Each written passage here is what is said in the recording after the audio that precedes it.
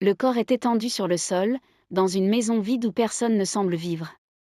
Aucune trace de lutte. Aucun objet déplacé. Juste un homme mort, et ce mot étrange, écrit en lettres rouges sur le mur, Rash. L'atmosphère est lourde, presque irréelle. Comme si la scène avait été préparée pour être vue, mais jamais comprise. Ce qui commence ici n'est pas seulement une enquête. C'est la naissance d'une méthode, d'un esprit, d'un nom qui marquera à jamais l'histoire. Bienvenue sur Plume Courte. Tout commence avec le docteur John Watson. Ancien médecin militaire, marqué par la guerre en Afghanistan, il rentre à Londres affaibli, solitaire, sans véritable perspective. Il cherche un logement, quelque chose de simple, abordable, presque anonyme. C'est un ami qui lui parle d'un homme un peu particulier, à la recherche d'un colocataire. Un certain Sherlock Holmes. Leur rencontre est immédiate et déroutante. Holmes observe Watson quelques secondes à peine, puis lui annonce calmement qu'il revient d'Afghanistan. Watson est stupéfait. Comment cet inconnu peut-il savoir une chose pareille sans qu'on le lui ait dit ? Holmes ne s'explique pas vraiment. Il sourit, esquive, et semble presque amusé par l'effet produit. Très vite, Watson découvre que son nouveau colocataire est tout sauf ordinaire. Holmes possède des connaissances extrêmement pointues dans certains domaines, et totalement inexistantes dans d'autres. Il peut disserter pendant des heures sur les cendres de cigares, mais ignore que la Terre tourne autour du Soleil. Mais surtout, Holmes observe. Il déduit. Il assemble les détails invisibles aux autres pour en faire une vérité éclatante. Et bientôt, cette étrange mécanique va être mise à l'épreuve. Un inspecteur de Scotland Yard, Grayson, vient chercher Holmes. Un corps a été découvert dans une maison abandonnée à Brixton Road. L'affaire intrigue, dérange, et dépasse les méthodes habituelles. Holmes accepte. Watson l'accompagne. Sur place, la scène est saisissante. Le mort est un homme bien habillé, sans blessure apparente. Pourtant, son visage est figé dans une expression de terreur intense. Holmes ne se précipite pas. Il observe. Lentement. Méthodiquement. Il remarque la trace d'une voiture, les empreintes dans la boue, la taille des pas, leur profondeur. Il note la présence de cendres, la position du corps, l'absence de vol. Et puis ce mot.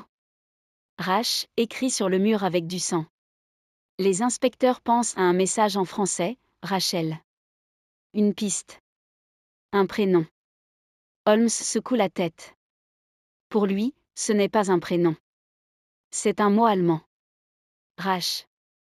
Vengeance. Et déjà, tout change. Il annonce que le meurtrier est un homme grand, probablement robuste, qu'il a empoisonné sa victime après l'avoir confronté, et qu'il est venu en fiacre. Les inspecteurs restent sceptiques. Mais Holmes, lui, est sûr de lui. Pendant ce temps, l'identité de la victime est révélée. Il s'agit d'Enoch Drebé, un Américain de passage à Londres. Son secrétaire, Joseph Stangerson, est introuvable. Très vite, un second drame survient. Stangerson est retrouvé mort dans une chambre d'hôtel, poignardé en plein cœur. 2 morts. Un lien évident. Et pourtant, aucune piste claire. Holmes poursuit son raisonnement. Il comprend que les 2 hommes étaient liés par un passé commun. Un passé ancien, enfoui, mais encore brûlant. Et pour avancer, il met en place une stratégie inattendue. Il fait publier une annonce dans le journal, prétendant avoir retrouvé une bague appartenant à la victime. Le piège fonctionne. Une vieille femme se présente pour récupérer la bague. Holmes la suit, mais elle disparaît mystérieusement. L'affaire semble lui échapper un instant. Mais Holmes ne lâche pas. Il s'appuie sur un réseau d'enfants des rues, les irréguliers de Baker Street, pour surveiller la ville et recueillir des informations. Et finalement, il identifie un homme. Un cocher. Un simple conducteur de fiacre. C'est lui. Holmes le fait venir sous un faux prétexte. L'homme entre. Calme. Discret. Puis tout bascule.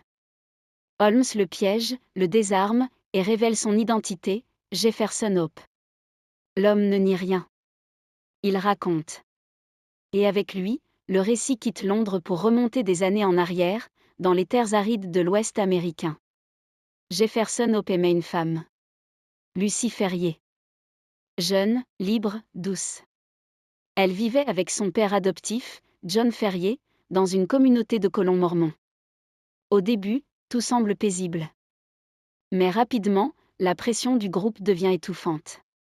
Lucy doit épouser un membre influent de la communauté. Deux hommes se disputent sa main, Drebé et Stangerson. Lucy refuse. Son père résiste. Mais dans cette société fermée, le refus n'est pas une option. Jefferson Hope promet de la sauver. Il part chercher de l'aide, mais à son retour, tout est déjà joué. John Ferrier est mort. Lucy a été forcée d'épouser Drebé. Et peu de temps après, elle meurt à son tour, brisée. Hope ne se relève pas. Il ne pardonne pas. Il jure de se venger. Des années passent. Il traque Drebé et Stangerson à travers le monde. Patiemment. Inlassablement. Jusqu'à Londres. Là, il met son plan à exécution. Il attire Drebé dans une maison isolée. Il lui laisse un choix. 2 pilules. L'une mortelle. L'autre sans effet. Le hasard décide. Drebé meurt. Hope écrit « Rache » sur le mur. Pour rappeler le sens de son acte. La vengeance. Puis il poursuit Stangerson. Mais celui-ci refuse de se soumettre. Il tente de résister. Hope le tue. Son récit est froid, précis. Sans remords. Pour lui, ce n'est pas un crime.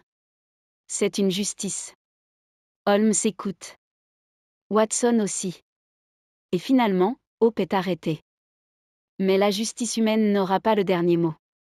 Avant son procès, Jefferson Hope meurt en prison, emporté par une maladie du cœur. Son histoire s'achève sans condamnation officielle. L'affaire est classée. Holmes, lui, ne cherche ni gloire ni reconnaissance. Pourtant, les journaux attribuent le mérite de l'enquête aux inspecteurs de Scotland Yard. Watson, témoin de tout, comprend qu'il vient de rencontrer un esprit hors du commun. Un homme capable de voir ce que personne ne voit. Un homme qui transforme le chaos en logique. Et dans le silence du 221B Baker Street, une chose devient évidente. Ce n'était que le début.